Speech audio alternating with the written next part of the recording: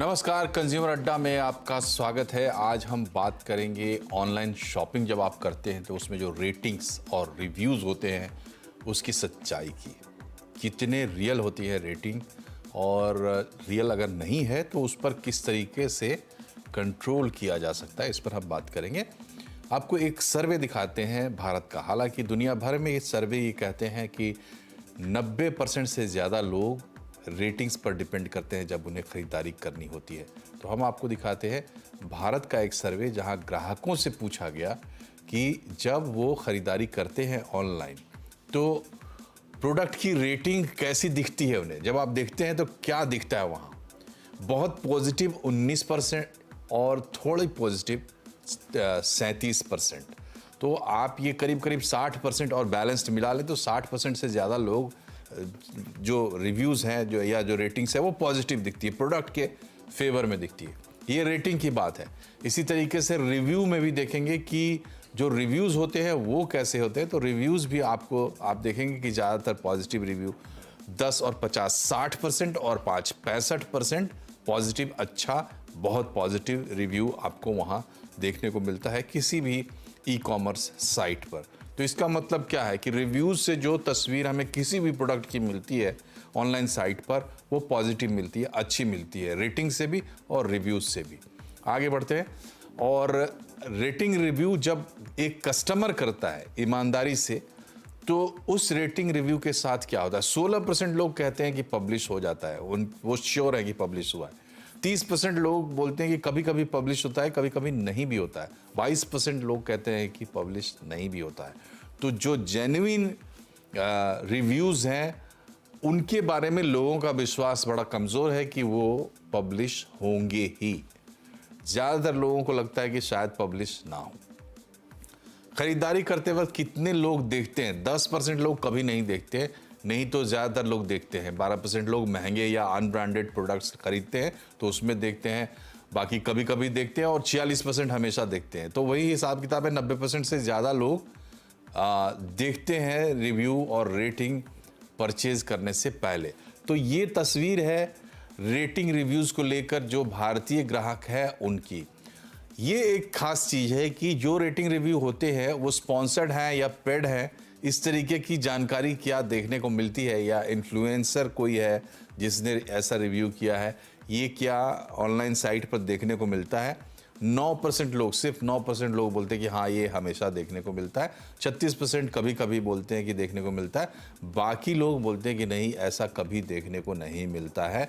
यहाँ भी 50% से ज़्यादा लोग पूरी तरह से श्योर हैं कि ये जानकारी ई कॉमर्स साइट्स पर नहीं दी जाती है, जिससे पता लगे कि जो रेटिंग है वो जेन्युइन है या फिर वो पेड है या फिर वो स्पॉन्सर्ड है या किसी तरीके से जुगाड़ बिठाकर वहाँ पर रेट किया गया है। इस पर हम बात करेंगे। पहले आपको मेहमानों से मिलवा दें।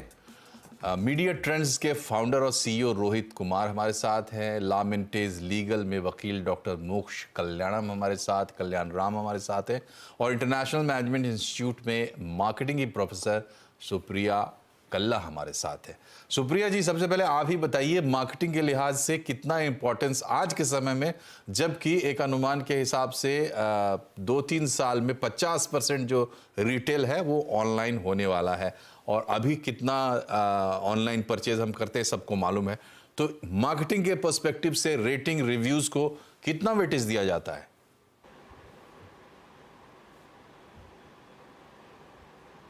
सुप्रिया जी। देखिए, बहुत अच्छा सवाल पूछा आपने। मार्केटिंग का एक ही ज़रिया है, वो है कंज़्यूमर ट्रस्ट पैदा करना। तो ऑफ़लाइन तो ओनली वे हम कंज़्यूमर से बात करते हैं, बाकी कंज़्यूमर्स के रिव्यूज़ के थ्रू। जानने की कोशिश करते हैं रिव्यूज़ के थ्रू। तो ये है इम्पोर्टेंस रिव्यूज़ की। जी। बल्कि मैं यूँ कहूँगी कि काफ़ी इम्पोर्टेंट पर्सपेक्टिव है रिव्यूज़ का। जी, तो रिव्यूज़ बहुत मैटर करते हैं, क्योंकि जो परचेज़ आप करते हैं उसको कई तरीके से इन्फ्लुएंस करने की कोशिश की जाती है, और उस पे जो सबसे तगड़ा जो हथियार है मार्केटर्स के पास वो यही है कि आपको कोई बताए या आपको कहीं से उस प्रोडक्ट के बारे में सेकंड हैंड जानकारी मिले, और एक तरीके का टेस्टिमोनियल होता है कि वही प्रोडक्ट अच्छा है, आप ले सकते हो। और इस पर डॉक्टर मोक्ष, आपसे हमारा सवाल ये है, देखिए आज हम डिस्कशन इसलिए कर रहे हैं क्योंकि सरकार के जो कंज्यूमर अफेयर्स डिपार्टमेंट है, उन लोगों ने सारे स्टेक होल्डर्स को, ई कॉमर्स के स्टेक होल्डर्स को बुलाया, उनके साथ बैठक की और एक गाइडलाइन आई थी BIS की 2022 में। अब कह रहे हैं कि उसको मैंडेटरी करेंगे। तो उस गाइडलाइन का जो लब्बो लुबाब है वो यही है कि अगर आप कोई पेड वहाँ पे रिव्यू डालते हैं या किसी इन्फ्लुएंसर का रिव्यू डालते हैं तो आपको जानकारी देनी पड़ेगी। ये अनिवार्य होगा, पहले अनिवार्य नहीं था, गाइडलाइन थी, अब अनिवार्य होगा। तो इस तरीके के कुछ कदम सरकार उठाने जा रही है। सवाल ये है कि एक कंज्यूमर के लिहाज से रिव्यूज़ जो है वो रोबस्ट हो, स्वस्थ हो और कंज्यूमर के भी पक्ष में हो। क्या होना चाहिए इसके लिए? देखिए, रिव्यूज जो है, हम जब कभी किसी की रिव्यू सुनते हैं, हम बेसिकली ये जानना चाहते हैं कि भाई किसने कहा है इसको। आमतौर पर अगर आप कोई चीज खरीद रहे हैं, सबसे पहला सवाल आपको यह रहता है कि यार ये चीज कोई ऑलरेडी इस्तेमाल किया हो तो हमें जाननी चाहिए कि भाई उसका असर क्या था उसके ऊपर, उसका ओपिनियन क्या था, उसको क्या नुकसान हुआ, क्या फायदा हुआ। अगर हम उस व्यक्ति को जानते हैं जो उससे यूज किया है, तो हम उस रिव्यू का मायना ज्यादा देते हैं। अब ये ऑनलाइन पोर्टल में क्या है, हम किसी को नहीं जानते। वो जो भी हमें दिख रहा है वो सिर्फ एक नाम रहता, वो नाम फर्जी है, क्या है हमें नहीं मालूम। बट अब जब BIS ने 2022 में एक रिपोर्ट, एक रिक्वायरमेंट दी है, उसमें संपूर्ण डिटेल्स दिए कि भाई उसकी फला फोटो रहनी चाहिए, ईमेल रहनी चाहिए, उसका आइडेंटिफिकेशन रहनी चाहिए, हमें ये जांच मिलनी चाहिए कि आखिर किसने ये रिव्यू दिया है। अब आज की डेट में उसे इंपॉर्टेंट और मैंडेटरी करना जरूरी हो जाता है, क्योंकि फेक रिव्यूज का जो क्वांटम है वो काफी हद तक बढ़ चुका है। और जैसा मैंने कहा है, रिव्यू वही दे सकता है जिसे आप जानते हो। और हम ये विश्वास कर रहे हैं कि ऑनलाइन पोर्टल में जो भी है, अभी अमेज़न में आप अगर देखेंगे तो उसको आप एक टैग दिया जाता है कि भाई वेरीफाइड परचेजर। कैसा, ये अमेज़न कभी होता नहीं है। हम ये विश्वास रखते हैं कि भाई उसने ऑलरेडी खरीदा होगा, उसने यूज किया होगा, उसका आउटपुट रिव्यू ये है। कभी कभी ऐसा भी होता है कि लंबा लिख देते हैं। ये लंबा, आज की डेट में AI से कोई चीज लंबा लिखना बड़ी बात नहीं है। पहले लंबा लिखने के लिए सोचना पड़ता है, आज लंबा लिखने के लिए खाली पूछना पड़ रहा है। आप पूछो, जितना लंबा लिखना हो तो लिख सकते हो। तो बात लंबाई की और बात फोटो की नहीं है, बात उस व्यक्ति की है जो वो रिव्यू लिखा है। इसलिए उस व्यक्ति का आइडेंटिफाई होना जरूरी है, ताकि हम ये एस्टैब्लिश कर सके कि भैया ये रिव्यू सही है नहीं है। और अगर मुझे तहकीकात करनी है, उसका फोन नंबर है, वो फोन करके पूछ लो, भैया सच्ची में होटल ऐसा था या सच्ची में प्रोडक्ट तुमने यूज किया, ये हुआ नहीं हुआ, पूछ सकते हैं। नंबर ही नहीं लग रहा, स्विच ऑफ हो गया, मतलब रिव्यू फेक, ऐसा हम जान सकते हैं। जी राहुल जी, जो इस वक्त पूरा सिनारियो है इंडिया में ई कॉमर्स का, और इन जनरल भी जो कंज्यूमर सेगमेंट है उसमें कंज्यूमर्स के पर्सपेक्टिव से जो चीज़ें तमाम हैं, हमारा फ्रेमवर्क है या जो भी हमारी व्यवस्था है, रेगुलेटर्स है वगैरह वगैरह, सबको हम जोड़ के देख लें कितना सेफ कंज्यूमर है और इसको किस दिशा में बढ़ाना चाहिए। बात ये ज़रूर अच्छी लगती है कि चलिए ठीक है 2022 की गाइडलाइंस है, जो बात कह रहे थे मोक्ष साहब वो भी उसमें शामिल है कि जो रिव्यूअर है उसकी आइडेंटिटी इस्टेब्लिश करिए, ये इंश्योर कीजिए कि कोई जेन्युइन इंसान ही रिव्यू कर रहा है वगैरह वगैरह। लेकिन ये पूरा सिनारियो होना क्या चाहिए? क्या वर्ल्ड में कोई ऐसा आइडियल सिस्टम है कहीं किसी देश में जिससे कुछ सीख ली जा सकती है?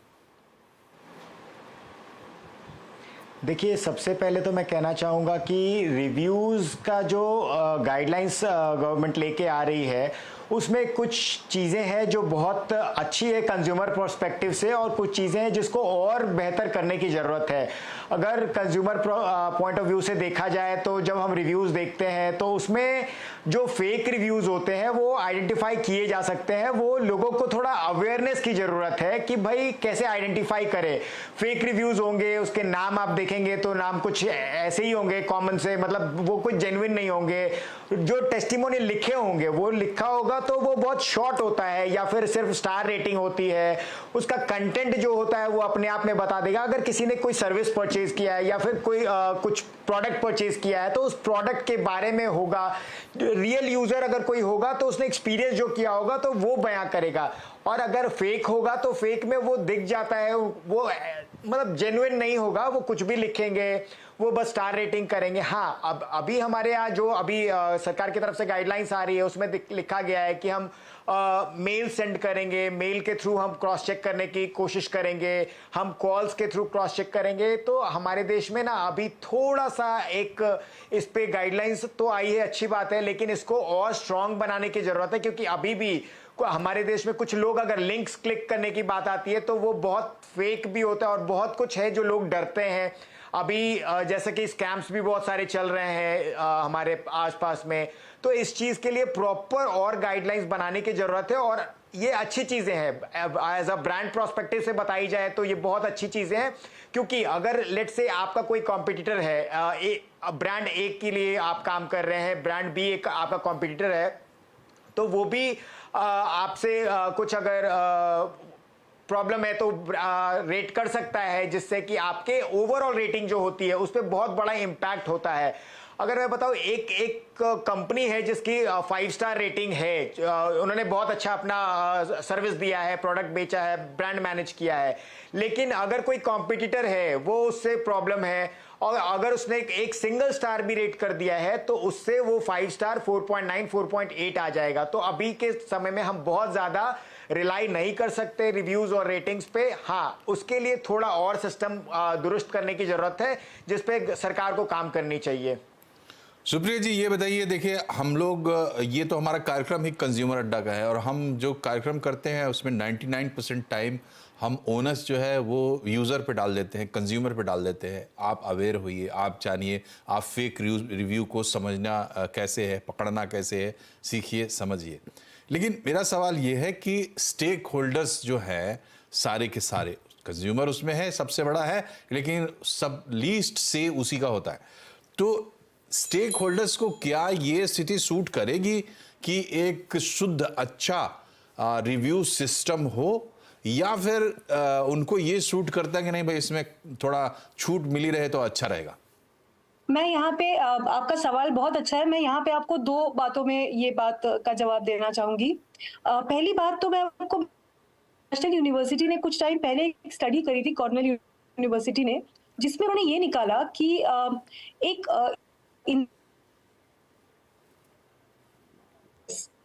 तो हम सच्चाई को मानते हैं, हम कुछ पढ़ते हैं तो उसको सच मानते हैं। तो हमारे कंज्यूमर्स भी उसी नजरिए से हर रिव्यू को देखते हैं कि वो बेचारे सच मानते हैं।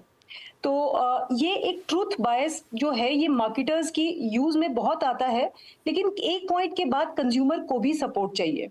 अब इस पॉइंट पे मैं ये कहना चाहूंगी कि जब वो टोटली डिपेंडेंट है इन रिव्यूज पे, उसके पास चेक करने का कोई तरीका नहीं है। मैं आपको उदाहरण देती हूँ। ये पिछले महीने की बात है, मैं किसी काम से बनारस गई थी। तो बनारस रेलवे स्टेशन पे 2 लड़कियां, कुछ नाम नहीं लूंगी, वहां से कुछ खरीद रही थी। तो वो एक दूसरे को वो ड्रेस दिखाते हुए कह रही थी कि इस ड्रेस के कपड़े के बारे में लोग ऐसा, लोग खुले से बिलीव करते हैं। तो आपको उनको बहुत संभाल के अप्रोच करना है, और मुझे ऐसा लगता है ये ड्यूटी सरकार की है। बिजनेस पे ये ड्यूटी नहीं डाल सकते, ये ड्यूटी सरकार की है। जी, तो ये ड्यूटी सरकार की है, इसका मतलब ये होता है सरकार का मतलब पूरी व्यवस्था है, और वो किस दिशा में बढ़ रही है, किस दिशा में बढ़ रही है ये देखना जरूरी होगा। और कंज्यूमर्स की जब आप बात करते हैं, आम लोगों की बात करती है, तो रेगुलेटर्स की बहुत बड़ी भूमिका हो जाती है। बिल्कुल। तो ई कॉम को कौन लोग, इंसान जो ट्रूथ बायस से सफर कर रहा है उसकी बेचारे की मदद करना तो पड़ेगा। जी, तो कंज्यूमर पे डाल के छोड़ नहीं सकते हैं। अभी तक हमने इस निष्कर्ष पर तो हम जरूर पहुंचे हैं। एक छोटा सा ब्रेक यहाँ पर ले रहे हैं और ब्रेक के बाद लौटेंगे तो वही काम करेंगे जिसकी बात हम कर रहे थे, थोड़ा कंज्यूमर्स को अवेयर करने की कोशिश करेंगे, क्योंकि ये भी ज़रूरी है तब तक जब तक कि हमारी व्यवस्था पक्की नहीं होती है। एक छोटे से ब्रेक के बाद।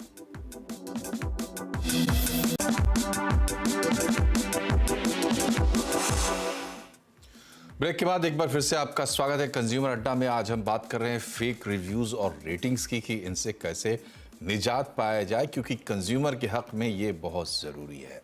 चर्चा को आगे बढ़ाते हैं। मोक्ष साहब, ये बताइए कि जो एडवर्टीजमेंट है उसका कोड है और उसमें प्रोसिक्यूशन की भी व्यवस्था है। अभी हाल में सुप्रीम कोर्ट किस तरीके से एक्टिव था एक ख़ास मामले में, पतंजलि के मामले में, तो हमने बहुत कुछ देखा। हालांकि वहाँ भी लोग कह रहे थे कि आपने एक को पकड़ा है, यहाँ तो भरे पड़े हैं, तो इस पर कैसे लगाम लगेगी। मेरा सवाल ये है कि फेक रिव्यूज़ भी मार्केटिंग का तरीका है उसी तरीके से जैसे कि एडवर्टीजमेंट है, लेकिन इसमें आप डिपेंड करते हैं लोगों पर, और वहाँ पर अगर फेक हो रहा है या कोई गोरख धंधा हो रहा है, क्या कोई लाइबिलिटी कानून के तहत बननी चाहिए प्लेटफॉर्म्स की?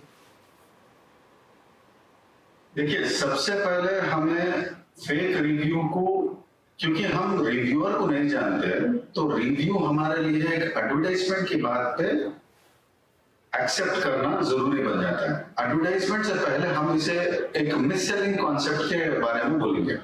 सबसे पहले हम ये जानेंगे कि ग्राहक मतलब कंज्यूमर को क्या राइट है।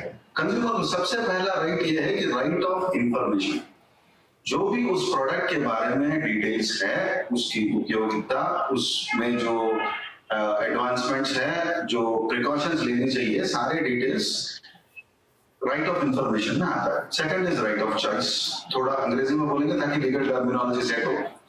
And third is right against unfair goods being sold. अब ये सारे राइट्स को अगर आप एक जगह लेंगे, section 89 of consumer protection act स्पष्ट रूप से कहता है कि भाई मिस सेलिंग इज इलीगल, मतलब मिस सेलिंग पर प्रोसिक्यूशन है, 2 साल का सजा है और 10 लाख का जुर्माना है जी। अब मिस सेलिंग अगर मुझे एक ग्राहक को, एक कंज्यूमर को कोर्ट को प्रूव करना है, क्योंकि अदालत में बयान नहीं सबूतें चलती हैं, मैं जिस रिव्यू के आधार पे एक प्रोडक्ट को खरीदा है, उस रिव्यू को पहले मेरे को रिकॉर्ड करनी चाहिए। उस रिव्यू को मुझे एस्टैब्लिश करनी चाहिए कि साहब मैं इस प्रोडक्ट को इस डिस्क्रिप्शन और इस रिव्यू के बेस पे मैंने खरीदा है। जब ये डिस्क्रिप्शन और रिव्यू को हम जोड़ देते हैं तो मिस सेलिंग एडवर्टाइजमेंट के अंदर काउंट होके सेलर के ऊपर लाइबिलिटी बनता है जी। और इस लाइबिलिटी के बेस पे हम ये 2 साल और वो 10 लाख का जो प्रोसिक्यूशन ग्राउंड्स है उसको एस्टैब्लिश कर सकते हैं। सबसे पहली बात तो ये है कि कंज्यूमर रिव्यूज देखता है और भूल भी जाता है कि कौन सा रिव्यू कब देखा है।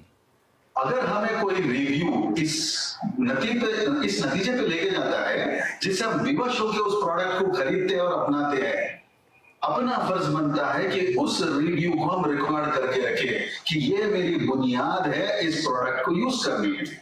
ठीक है। उसके बाद अगर वो प्रोडक्ट मुझे हानि पहुंचाती है तो मेरा हक बनता है कंज्यूमर कोर्ट में अप्रोच करना। ठीक है रोहित जी, ये बताइए ब्रांड के पर्सपेक्टिव से, चाहे फेक रिव्यू हो या किसी भी तरीके से, अगर पब्लिक नॉलेज में ये बात आती है कि यहाँ पे गड़बड़ हो रही है, फेक रिव्यूज़ को रख रहे हैं ये लोग प्लेटफॉर्म के बारे में, ब्रांड के बारे में, क्या उनकी इमेज को डेंट होता है? क्या एक अच्छे ब्रांड को खुद ही इन चीज़ों को कंट्रोल करना चाहिए? बिल्कुल, ब्रांड के पर्सपेक्टिव से अगर देखा जाए तो ब्रांड के लिए भी फेक रिव्यूज उतने ही खतरनाक हैं जितने कि कंज्यूमर के लिए है। अगर आप मैंने जैसा कि पहले भी कहा है कि अगर कोई ब्रांड है काम कर रही है, अच्छा सर्विस प्रोवाइड कर रही है, अच्छी प्रोडक्ट्स पे सेल आउट कर रही है, लेकिन अगर फेक रिव्यूज उन पे कोई पुटअप कर रहा है तो ब्रांड को भी जस्टिफाई कर पाना बहुत ही मुश्किल हो जाता है कि नहीं हमारी सर्विसेज अच्छी है, हमने बहुत अच्छा सर्विस प्रोवाइड किया है। क्योंकि जो फेक रिव्यूज होते हैं वो कई बार ऐसे पाए जाते हैं जिसने सर्विस कभी ली ही नहीं है या उस लोकेशन में वो लोग है ही नहीं। तो गवर्नमेंट की जो गाइडलाइन आई है उसमें इस बात का ख्याल रखा गया है, इस बार जो देखा है हमने, कि भाई जो लोकेशन है, लोकेशन मैटर करेगी।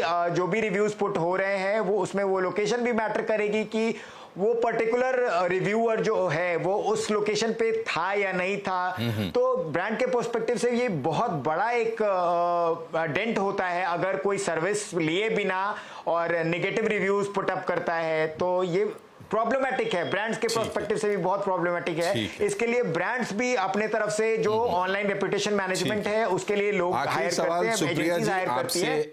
आखिरी सवाल मेरा ये है कि देखिए, जो मार्केटियर्स भी मानते हैं इस बात को कि सबसे अच्छी पब्लिसिटी वही होती है जो एक से दूसरे इंसान तक पहुंचती है, मेरा ख्याल है। तो आप अगर ये बात स्पष्ट कर दें तो कस्टमर्स के लिए, जो ग्राहक है उसके लिए शायद सबसे बड़ा खजाना यही होगा कि अगर हम कंपेयर करें इन ऑनलाइन रिव्यूज़ रेटिंग्स को हमारे जान पहचान के लोगों से जो सुनने देखने को मिलता है, किसको कितना वेटेज देना चाहिए? बहुत सही बात पूछी आपने। पहले तो मैं रोहित से पूरी सहमति रखती हूँ। ब्रांड, ये फेक रिव्यूज ब्रांड को खत्म कर सकते हैं, मार सकते हैं, बिकॉज जहां ट्रस्ट खत्म हुआ वहां ब्रांड खत्म। कंज्यूमर्स में जो आपस में फैलती है वो बहुत अच्छा काम करती है। तो अगर फेक रिव्यूज फैलाएंगे तो कंज्यूमर्स सोशल मीडिया के जमाने में बिल्कुल टाइम नहीं लगाएंगे, फेक रिव्यूज इधर से उधर पहुंचाएंगे और ब्रांड अपनी मौत से जाएगी। तो ये बात बहुत इंपॉर्टेंट है हर ब्रांड के लिए कि फेक रिव्यूज बहुत ही किलर काम करेंगे उसके लिए। जी, तो ये थी कहानी रिव्यूज, फेक रिव्यूज और रेटिंग्स की, और सरकार जो कदम उठा रही है उसका नतीजा भी आपके सामने जल्दी ही आएगा। लेकिन भारत जैसे देश में 140 करोड़ की आबादी में और जितना हम अभी तक इम्प्रूव कर पाए हैं अपने सिस्टम को, आखिर ये सिस्टम भी हम सभी लोगों से बना है, तो धीरे धीरे और इम्प्रूव करेंगे। लेकिन अभी जो स्थिति है उसमें आपका अवेयर रहना, जागरूक रहना बहुत ज़रूरी है। और हमारी पूरी कहानी, पूरी ज़िंदगी कंजम्पशंस के इर्द गिर्द ही चल रही है। हमारी चाहे इनकम हो, चाहे हमारी अपनी लिविंग हो, चाहे हमारी सोच हो, आज सब कुछ कंजम्पशंस के इर्द गिर्द चल रहा है। इसलिए आपकी जागरूकता सबसे ज़रूरी है। आप तीनों मेहमानों का बहुत बहुत शुक्रिया हमसे जुड़ने के लिए। कार्यक्रम में फ़िलहाल इतना ही। नमस्कार।